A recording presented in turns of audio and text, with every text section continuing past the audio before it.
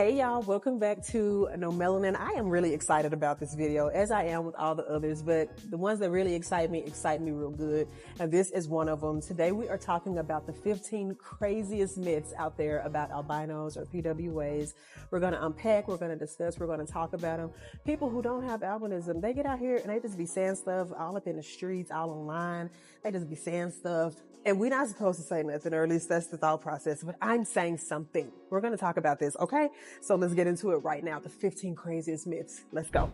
Okay, so myth number 1 says that albinism is contagious. You have so many people who are myth subscribers. They subscribe to it monthly, weekly, daily, whatever.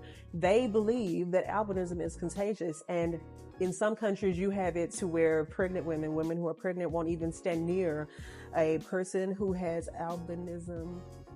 Thank you so much. Thank you. The belief is that their unborn child has the ability to contract albinism if they stand next to a person, be it a child or an adult, who has albinism. So this is just an example of what the gravity of this myth goes to when it comes down to being contagious. So let me begin out by saying that albinism is a genetic condition. Nothing about this genetic condition is contagious. It's actually brought about by our parents, one from mama, one from daddy, carrying the recessive gene for albinism, and that is how this condition is produced. It's not like the common cold. It's not like the flu or anything like that. It's not something that if I touch you, you're going to suddenly turn white. It's nothing like that. Now, if I'm coughing or if I'm sneezing, if my eyes are itchy, watery, runny, what does that commercial say that says that itchy, watery, runny nose? If it's anything like that, you might catch what I have. But as far as this condition is concerned, if you stand near me, if I bumped into you by mistake, if you bumped into me by mistake, or anyone else who has albinism for that matter, you're not going to become an albino or PWA, which, by the way, is very cool. You probably low-key should wish that this was contagious, because then you would be just as cool as we are. But since you don't want it like that, you ain't got to be like that. How about that? Okay, let's move on to the next one. Number 2, albinism is a curse or punishment. This is something that, again, is believed in great detail in certain countries, but even here in America, the way that some of us are even treated here, you would say that a lot of people in America, or most people, some people, however you want to gauge it, believe this same way. And I always tell people when it comes down to this myth that if albinism was a curse or punishment from God, because that's what this is rooted in, they say that it's God who is handing down a curse or punishment due to something that our parent, maybe dad or mom, they did something wrong. And so this is his way of getting them back or punishing them or holding them responsible for the sin that they committed. And my response to people who say that is, first of all, if we're talking about God, the scripture clearly says that all have sinned and come short of the glory of God. So when it comes down to sin, which we've all done, whether knowingly or unknowingly, then that would mean that we'd all be albinos or PWAs. So when you make statements like this, or when you believe things like this, you have to understand that if we're making the mark be sin, then a lot of us will be walking around with a lot of things. So we cannot say just for a specific group of people because we don't like them or we don't understand their condition that, oh, y'all are that way because y'all did something wrong. But then you get to walk around and be footloose and fancy free. It don't work like that. Again, albinism is a genetic condition brought about by recessive genes, one from mama, one from daddy. It ain't got nothing to do with nothing else. But I will say, since we're talking about God, that God created us this way on purpose, for a purpose to do great things. So God is in this thing. He really is. So number 3 says that albinos or PWAs are less intelligent. And I think that this one is rooted more so in the fact that when we have low vision, again, it affects the hair, skin, and eyes. So if we're in a classroom and our visual needs are not being met, whether we're being homeschooled or we're in public, private, charter school, whatever learning institution there is, if our visual needs are not being met, it can inhibit us from being able to understand what's happening and going on. But if our visual needs are being met, we can learn just the same as anyone else. We just need our visual needs being met to make this happen. Now, if there are learning difficulties or learning issues going on, that has to do with something else that doesn't really have anything to do with albinism. All people from all walks of life, children, whatever the case may be, experience learning difficulties, and these are things that can be addressed in the classroom, and even when they're not, this can pose as a threat to that child's learning experience, even when you're talking about college. But if you do find that a albino or person with albinism has some form of learning disability, that has to do with something else, but it doesn't have anything to do with albinism. Now, that's the generic baseline. Outside of that, you really do have people who believe that because we look the way that we look, our vision is the way that it is, it just ruins any chance of us ever being able to do something worthwhile in life. I remember a couple years ago hearing this thing about where do albinos go after high school. And it was pretty funny for a lot of people because that's just the gravity of the way people consider us or think of us. But many of us have gone on to go to college. Many of us have graduated. Many of us are doing amazing things. If we didn't go to college, we are actors, we're musicians, we are something to be reckoned with, even here on social media, on YouTube, Instagram.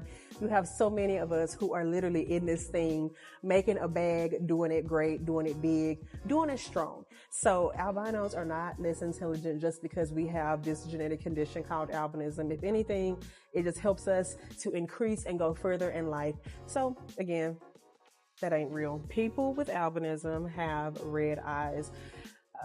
It's so much involved with this one. So I'll just leave it at, because of the fact that we have little to no melanin in our hair, skin, and eyes, there are multiple layers to the way that melanin helps our eyes. So without that melanin, our eyes are in a tough pickle, depending on the way that the flash of a camera hits our eyes or even the sunlight, it can make them appear to be red.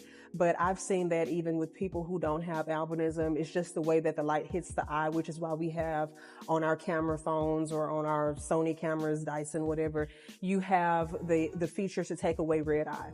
So it's not just us who experience this problem, it's just people all over.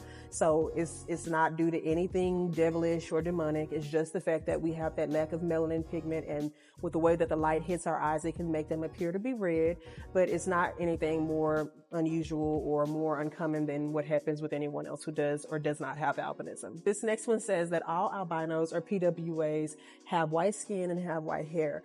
And because there are different types of albinism, like I said about that oculocutaneous albinisms, there's so many types. People have gotten accustomed to seeing one specific form of albinism, which is the white skin and the white hair. But that's not the case for all of us, which is why when people see others who are albinos or PWAs, they're like, wait a minute, you can't be there because you don't look like this, you don't look like that. And then they try to argue with us about what we are and what we're not. And you're not even, but anyway, you have this misconception out there. So this is not true. While yes, there are albinos or PWAs who certainly have the white skin and the white hair, you have others such as myself who have more of a sandy blonde color. And then you have others whose hair is red. You have others whose hair is brown. You have others who may start out with really pale skin, and then over time their skin can become somewhat melanated, not a lot, but just a little, which is why we say little to no melanin in the hair, skin, and eyes. So there are different gauges, and that is why I encourage people all the time to read up on the multiple types of albinism, because there's more than one type. And when you understand that, you begin to see that albinism is like a rainbow. There's so many variations. There's so many levels and colors and layers to us. It's all albinism, but we all don't have the same look. And one day I'm going to do a video on all the types so we can sit down and talk about them in greater detail. So this next one says that, what number are we on, by the way? We are on we're on number 6. So number 6 says that people with albinism, albinos, we are evil due to the fact that we look the way that we look, especially when you talk about the red eye, the fairness of our skin, the discoloration or no color of our hair, whether it's our eyebrows, our eyelashes, and things like that. You have a lot of people who believe that albinism is evil, which also ties back to the myth about it being a punishment or a curse. Albinism is not evil. Those of us who have this condition are not evil. Evil is definitely everywhere, and people can obviously showcase that whether they have albinism or not. But to go as far as to specifically say that someone is evil just because of the way that they're born with something they cannot help is inhumane.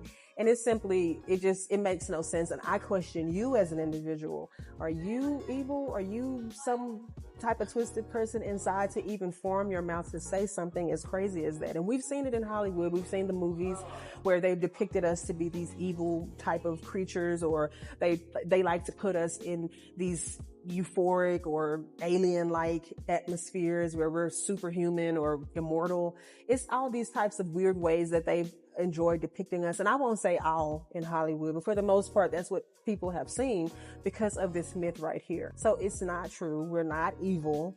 We are not any type of anything as far as our condition is concerned. A person can be that way based on things that they open themselves up to individually, which is why I said albinos or no albinos. You don't have to have albinism to be this way.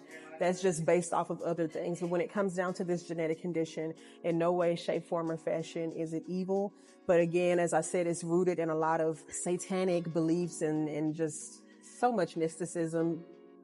So much, but it's not true. So, nah. Number 7 says that albinos or PWAs are able to first cure HIV, AIDS, and other STDs, and then our body parts are used as good luck charms. And the United Nations have received so many reports of killings and kidnappings of people with our condition because of this belief right here. And that is why I'm standing right here looking at you square in your face, telling you that what that is absolutely inhumane. It is stupid. It is barbaric. It makes absolutely no sense. First of all, you're talking about rape. Then you're talking about dismemberment. Then you're talking about kidnapping. These things are happening every day right under our noses. It's more common, yes, in other areas or other countries, but all of this stuff is connected in so many ways, more than you would believe. And that is why I love the fact that God has given me the ability to stand here and call this out for what it is. Exactly what I just said a minute ago. It is stupid. It is inhumane. It is barbaric. That myth is a lie. It is not true. We are human beings. If you go on the United Nations website, I love the fact that the title says not ghosts, but humans. It's sad that they have to write things like that, but when you understand the magnitude of the whole mindset about albinism, it's heartbreaking. But as they said, we're not ghosts. We're not evil. We are humans, just like you. Number 8 says that albinism only affects appearance.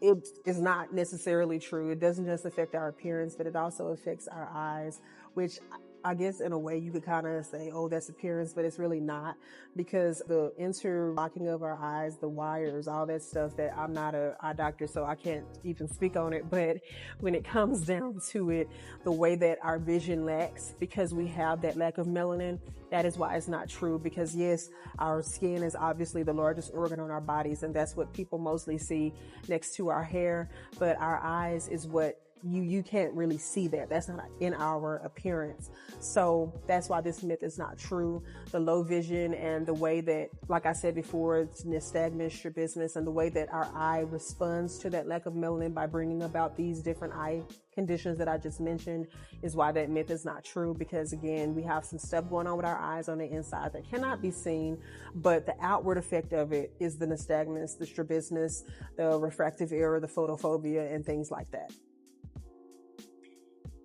People with albinism, number 9, says that people with albinism cannot go outside during the day.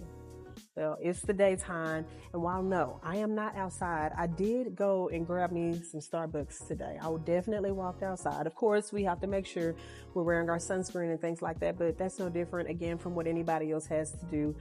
The American Cancer Society recommends that we all do that to protect us from skin cancer. Yes, we are more susceptible due to the fact that we have a lack of melanin pigment, but in no way does that stop us from being able to go outdoors. Ooh, y'all. I gotta hurry up, y'all, because I'm on my lunch break. Okay, I did that one. Okay, I did that one. Okay, number 10 is funny. Albinos or PWAs are the result of the mixture of 2 races. So what? I hadn't heard that one before. That one right there. That's new to me. I didn't know that. Because my mom and my daddy black. That's it. What? What? No, on a serious note. No, there are some countries who believe this myth, but it's not true. There's also a myth that says that the mother got pregnant by a white man, and the white man That's just crazy to me. That's so wild. But no, albinism, again, is brought about by mama having one recessive gene for albinism, daddy having the other recessive gene for albinism. 1 + 1, they come together, boom, bada boom. They are able to have a child or multiple children with albinism. In my family, there's 3 of us out of all the kids, 3 with albinism. And again, my mom and my daddy black. Stop, y'all. Okay. We talked about that being contagious, so I don't know why I wrote 11. So scratch 15 and do 14, because I guess I wrote that twice. Number 12 says that in Jamaica, people with albinism are regarded as cursed and therefore disregarded. I need some folks from Jamaica to tell me. Y'all talk to me about that. That's crazy, but I believe it. But just tell me. I want y'all to talk to me about it. It's so much dealing with witchcraft and the occult and the levels that stuff brings you to when you open up your mind to those demonic forces and entities. It will have you doing, believing, and saying anything. And you have people who will say that they're not a part of that stuff, but they repeat and regurgitate some of the same things that are rooted and grounded in witchcraft. That is why we have to be so careful what we read, what we watch, what we listen to. You have to be careful, because things like this, to the natural mind, it makes no sense to simply just have issues with somebody and lay claim and speak things over them just because of the way that they look. If we really wanted to settle that score for every single person on this earth, would nobody make it? Nobody. I mean, that's just how dumb this stuff sounds. And I'm not one to call somebody stupid or dumb, but if something is at the level where it is hurting people, where people are being raped, molested, killed, dismembered, I just said that a minute ago, I can't say anything else outside of that. I literally can't. I don't care who you are, where you come from. If it's dumb, it's dumb. It makes no sense. It makes no sense at all. And it takes more of us speaking up about it, letting y'all know what it is, so that way y'all can know what we're not going to deal with and what we're not going to allow the generations coming up after us to deal with. And number 12 says that people with albinism do not die, they disappear. People with albinism do not die, they disappear. It's not true. Number 14, I gotta wrap this up, y'all. I gotta wrap it up. Albinism is a curse or punishment from God. I think I repeated some of these. That's why I had so many. But don't worry, I'm coming back with some more. Okay, and I discussed number 15, which was the fact that our daddy is white. Allegedly. All our daddies is white. Woo! And in some cases that can be true though, for real. Because albinism is not, the recessive gene is not, it's not culture or ethnic specific. You can definitely have a Caucasian father and a black mother and have albinism. You can definitely have a Latino mother and Caucasian father and be an albino or person with albinism. You can be like me and have a black mama and a black daddy and have albinism. You can have an Asian mama. You can have a Middle Eastern father from whatever country, whatever, and be born with albinism. It's not specific. This is why this stuff is so just, people really need to start finding stuff to do. I promise you, go get a coloring book. Go read, go think, go just assess the stuff that you say, y'all. I can't do it. I can't do it. But then again, I can do it, because I love talking about these things. I love breaking down the myths. I love talking about what is true versus what is not true, because growing up, for so many of us, we had to listen to this stuff. We had to experience people coming up to us, telling us what we were. We weren't allowed to have voices. We weren't allowed to be heard in any instance. We had people constantly telling us, like I remember even looking at the documentaries that we watch online of people who had albinism, or on television, I meant to say, who had albinism, and they always had them in the most destituted, broken space ever. They never tried to give any of us hope who had this condition. It was always something that was supposed to be looked at as a downfall or a downgrade. You were supposed to walk with your head hung down low and never aspire to be anything better or greater than. They didn't want us understanding that God created us us this way for a purpose, on purpose. They wanted us being exactly the way that they wanted us to be. And now that I have the chance, now that so many other advocates have the chance, we use our platforms, we use whatever we can to spread the truth in the same way that these people have been allowed for years to spread lies like this and put them online. Now they're online, but before it was word of mouth and you still have it going on. Guess what? We can also do word of mouth. We can also get online and combat these things. And I'm so appreciative of the United Nations and the National Organization for Albinism and Hypopigmentation. I am so thankful for others, the unsung people as well as the seen people. I am so thankful that we have this platform, that we have this day, that God always knew would happen, where we're able to talk and share the truth about albinism and talk about what it is, what it truly is, and what it truly means to be this way.